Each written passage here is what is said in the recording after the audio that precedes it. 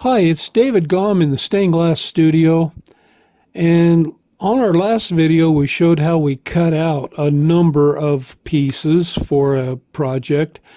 And now we're just going to go over the techniques that we use to solder. Lots and lots of soldering to be done here. I'm soldering the large piece, which is made up of 3 cut pieces of glass and then assembled. And it's pretty fun, and it's also nice because I'm doing this at the same table that Jeannie's working on the other side. So the technique that I use is to use the iron on the edge, dragging a bead of solder around the edge. And then after I get that bead around, I drag it along the upper edge. Then once that's done, then I flip it over, do the same thing on the back, except I don't need to do the very edge, just the top edge. You try to do as good a job as you can getting the solder smooth and make it look as continuous as possible. And here I go around this edge. If you did a good job of foiling the pieces, then the soldering goes a lot easier.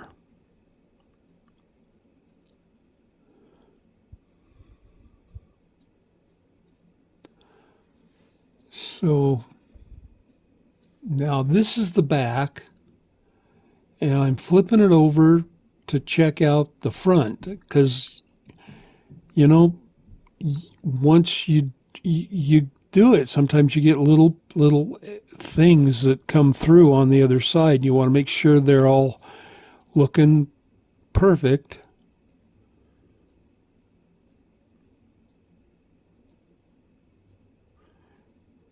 As good as it can be, because you want it to continue to get better and better, not worse and worse. All right, so there's one whole piece,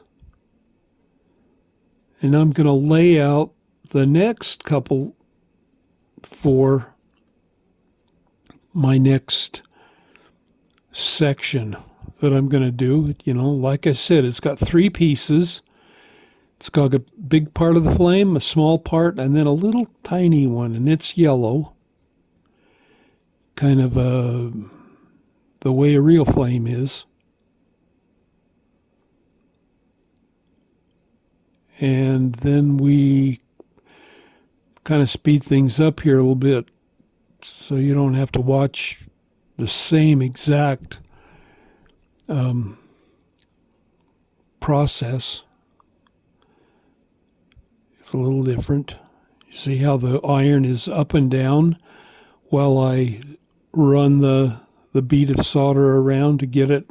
And that's really important, that you get it right on the edge so that your edges are covered.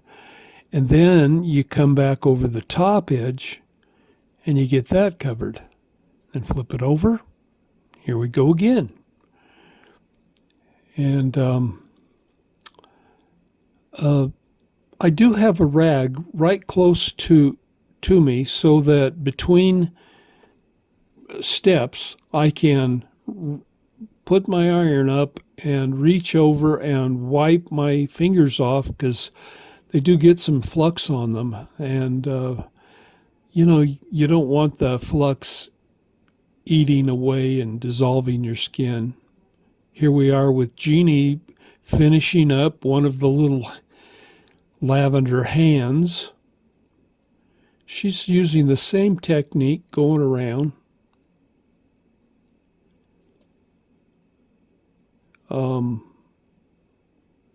Soldering technique is just the same. You drag around a bit of solder on the edge so that it gets covered completely. You don't want to make a mess of it, but you do want it to be great. And then here she is dragging another bead along the top edge of the hand.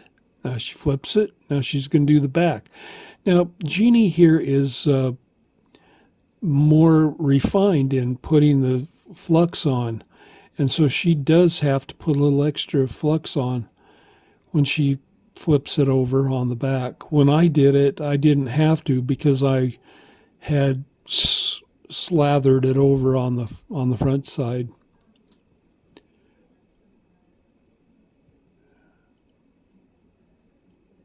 And you can see she just easily goes along the edge. Make sure that everything is looking good, like a finished piece should. And now she's going to finish up by her next to last one, I believe.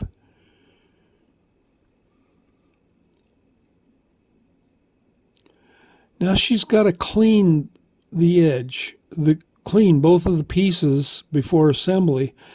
And you have to do this beforehand because you can't get behind them once they're soldered together. Of course, she'll clean up the entire piece once it's assembled, put together. But right now, she's just cleaning this up so that when the two assemblies are tacked together, then they'll be nice and clean in between. And you know, you want to do your very best, especially with that lavender that's kind of clear. So that's how it's going to be assembled.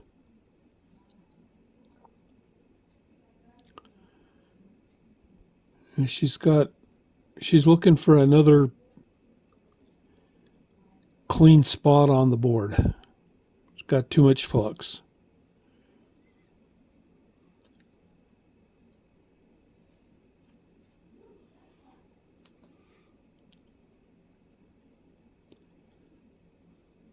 Now she's just going to dab some flux at the solder points, and she's going to just be very cautious and careful because she doesn't want to make a mess.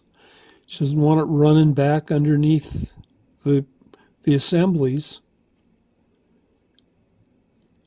Let's see how nice that looks.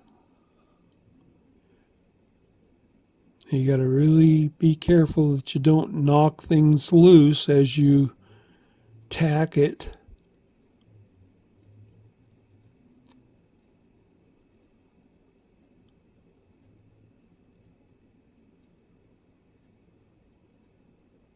Now it's going together really well.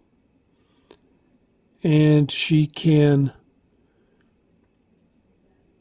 start to seal up the edge here.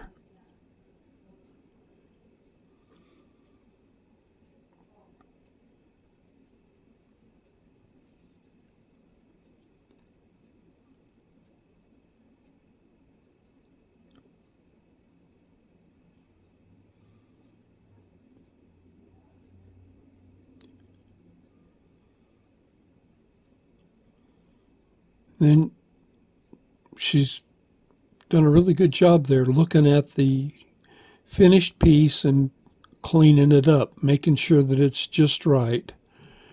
And so now she can apply the hanging ring.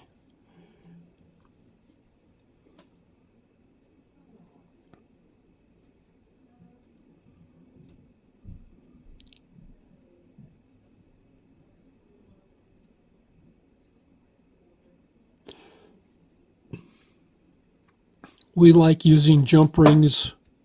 We used to, when we started out, had to make our own. They didn't sell jump rings, and so The rings we made were pretty solid and held things very secure, but the jump rings sure make life easier. It's much easier.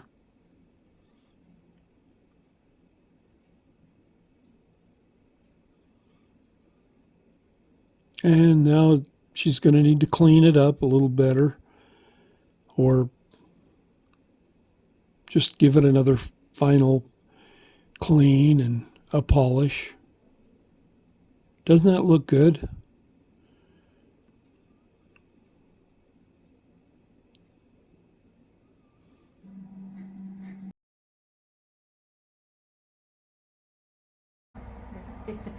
Well, thanks for being with us. Just wanted to show you how many we've gotten done so far. Almost all of them. We've got 26 altogether. Most of them are finished, just have a little bit of cleanup to do. So thanks for being with us during this project. I hope to have many more, and Merry Christmas to you.